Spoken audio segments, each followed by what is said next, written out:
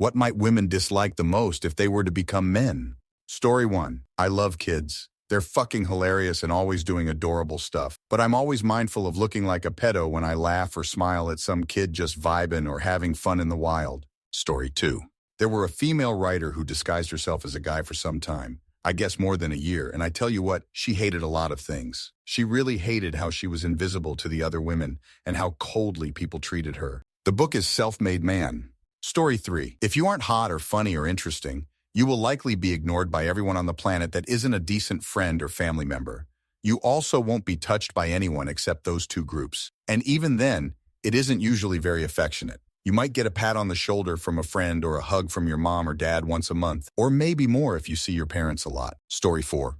A lot of women aren't familiar with being looked at as a danger, a threat, or a creeper. Yet it seems like most of my fellow penis havers learn that feeling at some point, regardless of how well they fit those descriptions. I mean, my guess is, if you're tall or big and a guy, you've likely had a concerned mother pull their child closer, or a small woman pull her belongings closer. Which is fair. We're all unknowns to each other on the street, but it's weird when it happens. Story 5. From seeing how people react to my partner when he's parenting, I'd get super annoyed that people just assumed I was terrible at it and deserved praise for barely the minimum. If anyone asked if I was babysitting my own children, I'd be very irritated. Story 6. Since all the good ones have been said, loneliness, lack of support or basic care, being seen as a perpetrator, I'll say boners. People fucking lied when they said random boners stop after you're a teen. They just slow down over time. You just have to master how you tuck and how you manage when that fails. Also, the fact that your genitals are not only external now, but because of that, people can and will threaten to remove them, and nobody seems to care unless it actually happens. Even then, everybody makes jokes about it when it does. Imagine if a guy told a girl he would scoop out her vagina when he was actually angry at her. Everybody would have sympathy and defend her, as they should. Story 7. You will be completely emotionally isolated. You will be judged by others in the worst possible manner. If you are a victim of abuse, you will be blamed. If you defend yourself against abuse, you will be blamed. Don't look at people. Don't talk to people. No one will take it kindly, and no one will come to your defense. Strangers would rather be eaten by a bear than see you. You are expendable in any even nominally hazardous situation. Story 8. Never being told you are beautiful except by, like, your friend's grandma one time calling you handsome. You're a man now? Congrats. You will never be complimented on your appearance again, which was otherwise a common. Having to take 100% of the initiative in initiating finding a partner. Being hypercognizant of not coming off as threatening. People will lose respect for you anytime you break your frame and show in confidence. Story 9. Don't pay attention to replies that are not this precise reply. The loneliness. If you were to take away only one thing that women would absolutely hate about the male experience, it's the absolute coldness the entire world throws at you for your crime of being born a dude. There is not a single woman in the Western world that would bear to live as a guy for even a full day for this very reason, let alone a whole lifetime. Society just doesn't care about you at all. Story 10. The stress of being completely self-reliant for your physical, financial, and emotional well-being, because very few people give a fuck if you are struggling at any one of those things. To take it a step farther, not only are we mostly on our own in regards to these things, but we are expected to share of ourselves by taking on other people's physical, financial, and emotional baggage. Wives, children, sisters, mothers, aunts, and female friends. When there is a physical threat, we are expected to step up. When there is a financial burden, we are expected to pay up. When there is an emotional crisis like a death in the family or something traumatic, we are expected to be strong and hold it together. I'm not complaining about it because there is a trade-off. The upside to it is for those of us who figure out how to take care of ourselves, being a guy is pretty fucking awesome. I don't have the words to truly do justice to my feelings for how thankful I am to know in my heart and in my bones that I can handle the vast majority of problems life throws my way. I have had female friends open up to me about being sexually assaulted, and I do my best to listen and be supportive.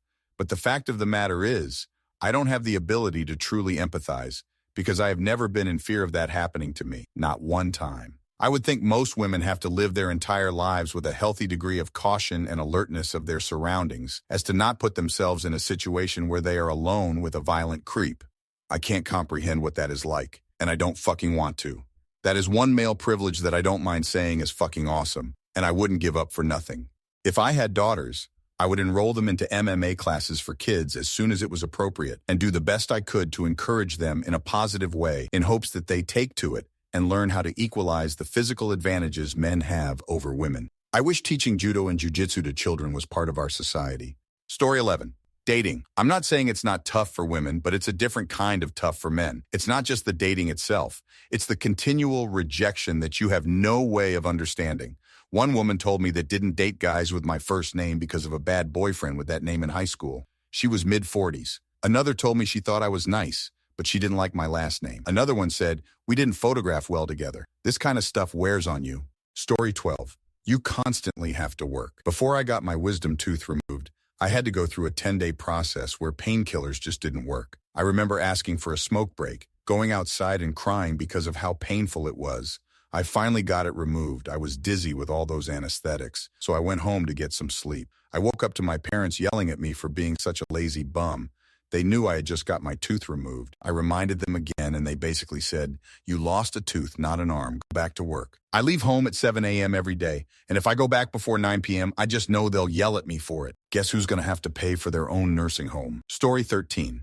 Being called ugly and undateable if you look any less appealing than a literal celebrity. No one giving a single shit how you feel. Being expected to take responsibility, carry on, and do what you have to do without reprieve in any situation. Enjoy that privilege. It's so much fun. Story 14. Being constantly aware that you could be seen as a threat. I love kids, particularly babies, and kids and babies love me despite the fact that I'm a big bald dude with a beard. However, I'm also super conscious that moms can't be too careful. So anytime I'm in a store or something, I go out of my way to be as unimposing as possible. I'll go as far as to purposely avoid an aisle if I see a mom with her kid on it that I saw a few minutes earlier, because I don't want her to think, is that guy following me? Story 15. You can basically sum this thread up as women's social status, rights, opportunities, and position in the world has developed greatly since the 50s. Men basically haven't moved an inch. And where there is understanding that these things cannot be anymore, e.g. a man cannot provide for a family alone in most cases, there is still an underlying judgment for this, regardless of how absurd it is. Story 16. It is completely socially acceptable to hit us, whether we deserve it or not. A woman can hit a man all she wants, and if the guy retaliates in any way, an army of men will come to her defense and hit the guy, because they'll assume she's in the right. A random man could come up to you and start hitting you as well, and everyone around you will assume you must have done something to deserve it and won't intervene. Story 17. As others pointed out, men in general are absolutely starved of any positive attention, whether physical or verbal. To paint a picture, between 2017 and 2022, I could count the amount of hugs I received on my hands. That's not bullshit either, less than 10. The number of compliments were similarly low, and usually were tied to some academic metric and not me as a person doing good. Like I saved a life quite literally, and only 2 people said anything. The paramedic who simply said, if it weren't for you, he'd likely have been a lot worse off. And the person I saved actually, giving a very heartfelt thanks. He was hit by a car, who decided to speed off, and I set everyone around in motion, issuing orders to make things go as fast as possible. And I never knew how to react to anything like that, because getting thanked or complimented just doesn't happen. Fast forward to 2023, and I am now studying at a new place and have some awesome classmates, and one quickly became one of my best friends, and she hugged me out of nowhere, and I genuinely couldn't compute what was happening. She's actually been awesome partly for that reason. I never knew how much I needed a hug till I met her, and we've helped each other to learn how to accept compliments because we both suck at receiving them because we're not used to it. Honestly, the exact type of friend I've needed throughout life. Before anyone has any ideas, we're absolutely just platonic friends. But still, I am surprised when I get a hug because it's been so rare in my 22-ish years on this planet. It's genuinely insane how touch and compliment-starved men are. So gals, if you have a boyfriend, a husband or whatever, hell, even just a good friend, and notice you actually don't compliment them that much, and likely not as much as they do you, give them some compliments without prompt or anything, and offer them a hug. They'll appreciate it. Story 18. When a violent event is committed on a woman by some inadequate male, some women unfortunately think all men are capable of doing it. It's frustrating because while nobody is perfect, most blokes aren't the type to be so evil. It's a shame for the women who believe it as well, because that's got to be unsettling. I can only reiterate that most of us as blokes are not some vengeance-seeking weirdo after a relationship is ended. The media/society is in no hurry to set the record straight via programs and articles, because if the sexes are divided, they're easier to manipulate. If a woman does have that type of ex, purchase a weapon and learn how to load and fire it accurately. Self-defense is a human right, and the Crossbow murders recently, an horrific tragedy, but a gun may have prevented his actions. It'll almost never be needed, but it's a certain way of removing any threat, and so these ladies can feel safe. Shit, I've just forgot. We have to take the guns off you every 28 days, or all men will have no head left because we breathed. Story 19. Not feeling desired. Being treated as repulsive, creepy, and unwanted by default is the fate of at least half of men. There's no lingerie line for us. No one wants to see that aside from maybe comic relief. It might seem convenient to not have to wear makeup, but it's because you cannot be beautiful. Worse, the very desire to be beautiful is considered pathetic in men. Feeling desired seems extremely important to most women, and manhood is just a completely different way of life in that regard. Want a partner? Go up to strangers, acquaintances, Tinderbots, anyone who will listen, and admit your desire for them. Have them reply that they do not desire you, often in public, often in humiliating, bigoted, and bad faith ways. Keep doing this, and maybe you will get lucky, and someone will give you a chance to wow them. Constantly improve yourself, sacrificing what you want to be for what they want you to. Maybe achieve this. What do they bring to the table? Their gender. See that every woman has endless options while the vast majority of men have none. Hear how it's not all that great because those options are awful, essentially due to the fact that they are men.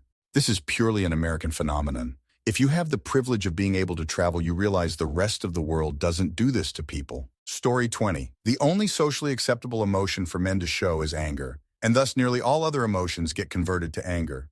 Worried, anger, embarrassed, anger, frustration, anger, even sometimes happiness, anger. I teach this to my students. Anger is a secondary emotion, and it can really help to find out what the primary one is. Toxic masculinity affects men and women. Women, as they are often the victims of it, but men because it represses all their emotions, which eventually bottle up to breaking point, sadly resulting in suicide or harm to someone else. I actually really think we need to come up with a different term than toxic masculinity.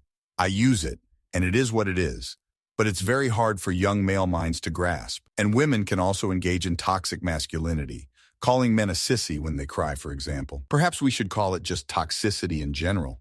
It's definitely linked to men anyway, I won't argue that. Story 21. Accountability, responsibility, and being hated for no reason. Not getting attention, not getting handouts and quota fill, having to actually work to get where they want and fight to stay. Poor mental health focus, getting drafted and doing manual labor, getting sucked dry in divorce, unable to see own child after divorce, having to protect and provide and still being demonized, can easily be falsely accused. Story 22, rejection. Rejection at school, rejection when choosing a career, rejection at work, rejection when you are horny, rejection when you are attracted to someone, rejection when you are in love. If you try to get close to someone and they aren't interested, it is your fault, and you have to work on yourself first. You have to earn the right to be loved. Your needs don't matter. You have to man up and take it. Your feelings simply don't exist to society. If you acknowledge your feelings, you are not a man.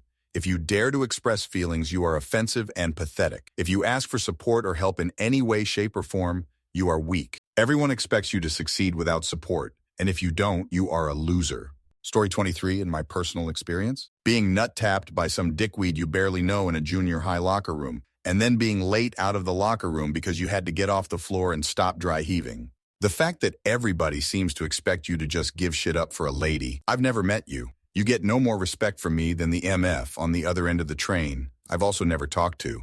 I dislike all strangers equally. The fact that many people expect the man to initiate anything, and it's considered unorthodox or taboo if a woman does the same. Story 24.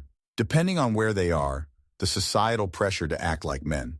Assuming you mean the woman remembers everything about being a woman, but suddenly physically becomes a man, the social expectations would probably be the absolute worst depending on where they are. I'm not talking about work, providing, succeeding, etc. I'm talking about dominance, promiscuity, being accepting of others in respect to the previous two, etc. Story 25. If women turned into blokes, they might hate the pressure to act all tough and bottle up their feelings. They'd likely find it a right pain not being able to talk about mental health stuff and having to deal with more scraps, They'd also find it weird going from being on the receiving end of catcalls to worrying about being seen as the one doing it. Plus, the push to be all beefed up and fit, along with different body expectations, would be a right faff. It's my personal opinion. Story 26. I think the part that you feel like you need to keep trying to keep a company. I'm a woman, and I don't want my man to feel like that, but I can feel and see that my man keep feeling like he must do something all the time in order to keep me. I want him to relax. I want him to feel peace, that I'll still be with him as long as he don't make me feel like I don't have a space in his life. Story 27. Being constantly seen as a possible threat. It's often the little details like body language, facial expressions that's hard to put into words, but women will be more on edge with a man than a woman. It can whittle you down over time and make you feel like you don't belong. It's an extra barrier between you and society that makes it that much harder to socialize with people. Story 28. If like me who has issues sleeping, random boners from grogginess which mimics the sensation of morning wood. Times I've tried to fight my sleepiness to end up getting random boners. It definitely sucks when it happens and have to go do your job. Had to use my belt to keep it tucked LOL. They disappear when the grogginess fades. Sometimes they last for hours. Story 29. They would quickly discover that no one does them favors or lends them a hand anymore. People allow men to essentially break their bones before they will offer help. It's considered rude to help a man unless you are related or part of an established team. And the flip side, of course, where women will huff and puff at them for not opening doors, standing too close, or in front of them in an elevator. Story 30. Having no knowledge of cars or car parts. I work at a parts store in the South, and almost all the older males are complete jackasses to the women here because they think that since they're women, they have no idea about cars. One of my managers is a woman and a certified diesel mechanic. And let me tell you something. I can recall several instances where she made these young and older gentlemen with their diesel knowledge look completely stupid. She's a saint for sure.